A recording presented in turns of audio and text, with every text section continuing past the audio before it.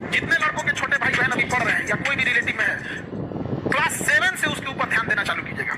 अगर क्लास 7 तक उसको कुछ भी नहीं आता है तो भी टेंशन नहीं लेना है, पूरा बारूद भरा है उसमें। 7 से पहले पढ़ के क्या कर लिए आप? हमारा तो यादों नहीं है कौन सी था, एगो चैप्टर याद है नॉलेज थी अंग्रेजी का, और कुछ याद नहीं है।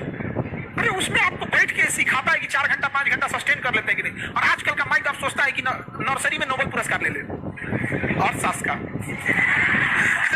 अगर वैसा ना कोचले रहता है तो बचपना छीन लेता है। कोई एकदम नॉर्मल रखिए। क्लास 7 के बाद उसको टोकना चालू कीजिए।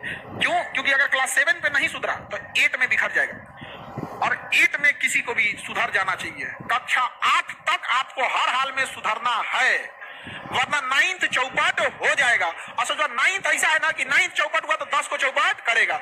यानी ओवरऑल आपके लिए कहां से तैयारी करना है कि लड़का अगर क्लास 7 में भी है तो 50% भी मेहनत कर रहा है तो ठीक है, लेकिन जब क्लास 8 में गया तो अपना 70% फोकस करे।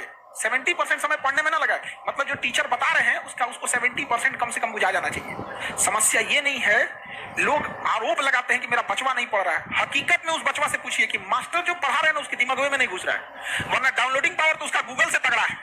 अरे एक बार इंस्टॉल करके तो देखो, कभी डिलीट नहीं मारेगा वो। यहाँ पर अब गलती हो जाता है, पगला रहा है वहां पर। हमसे हम क्लास 7 की बात बता रहे हैं। हमसे एक मैडम थी जो स्कूल में, तो मैडम ही लोग जाते पढ़ते, उठो स्टैंड अप, बताओ व्हाट इज इंडिया, भारत क्या है? वो इंडिया इज ए कंट्री बोलना चाहिए। हम डरा गए, India is a good citizen Bharat एक अच्छा नागरिक है।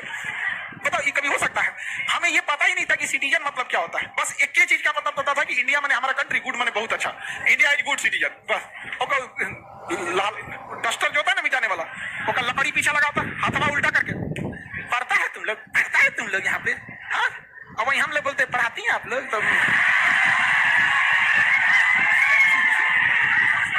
औरों कस के मार देंगे लोग। अरे मत पूछिए आप। शिक्षक वही जो स्टूडेंट के दिल की बात को समझ जाए, नहीं समझे? बच्चों को पढ़ने आग भरा हुआ है, बस इस सबको समझ में तो आ जाए। लेकिन क्लास 9 के बाद गड़बड़ी नहीं करना है। क्लास 9 से गड़बड़ी हुआ तो खत्म करना।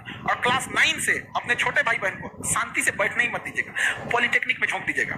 ये मत कहिएगा कि तुम्हें पॉलिटेक्निक ज्वाइन करना है। हम लोग की जीएस साहब, तो हम लोग का कोई लेने देना नहीं था, हम लोग बीएससी करके बैठे हैं।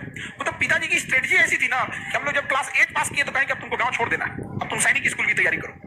तो क्लास 8 में हम माइंडसेट थे कि क्लास 9 में हमको कहाँ जाना है, सैनिक स्कूल में। अब नॉर्मल लड़का से अच्छा पढ़िएगा तब ना जाइएगा। अब आदमी कंपटीशन करने लगा, यहाँ पे 9th भी पढ़ना है, सैनिक स्कूल भी तैयारी करना है। भले उधर नहीं हुआ लेकिन कुछ तो सीख गए। और कहेंगे कोई बात नहीं, 9th में नहीं हुआ कोई बात नहीं, इससे अच्छा तुमको बताते हैं। पापा हमको ना बहुत अच्छा से संभालते थे।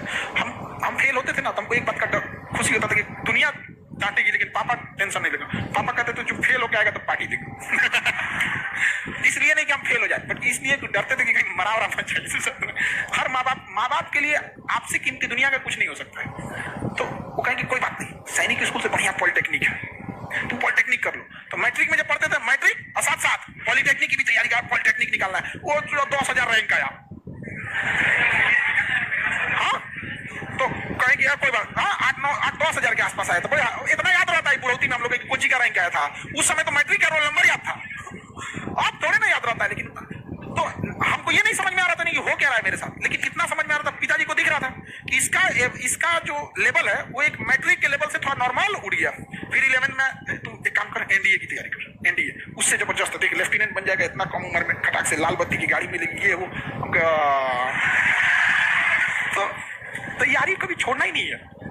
आप अगर ग्रेजुएशन करके या इंटर पढ़ के घर बैठ गए रहते ना, तो अभी जिस लेवल पे है इससे भी नीचे रहते कि नहीं रहते। इसलिए तैयारी छोड़ना ही नहीं है। और हम लोग से कोई हमसे एक आदमी पूछे कि सर आप अपना अभी के हिसाब से आप अपने आप को क्या समझते हैं, कहता I am a student of society, मैं इस समाज का एक विद्यार्थी हूँ।